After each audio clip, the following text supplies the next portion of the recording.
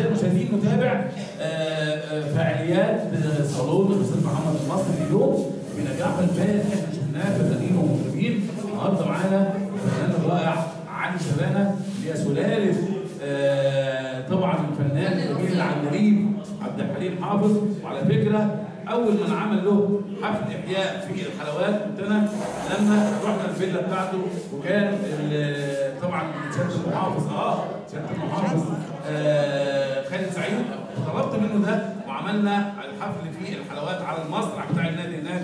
النهارده يعني اللي قدمته النهارده حاجه جميله جدا جدا وحب مصر. النهارده تقول ايه في الصالون الادبي الفني الرائع اللي احنا شفناه النهارده؟ هو ده الاستاذ محمد يعني مش اول مره يعمل صالون، ده هو بيعمل صالون بقاله مثلا 10 سنين. مش عشان الاستاذ خالد عابدين، وطبعا النهارده هو مستقل الصالون بتاعه.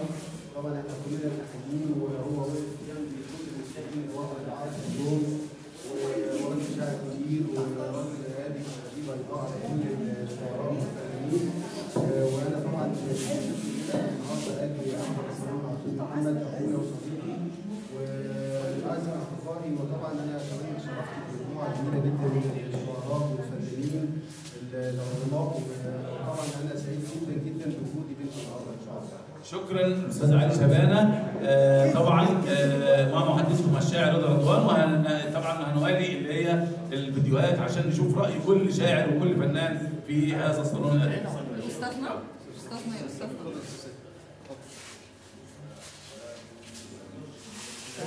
شرفتنا النهارده جدا. الصالون ده جميل جدا والله العظيم. انا مع العقد بتاعي. ماشي اوكي. مع العقد بتاعي. اشتغل. عدي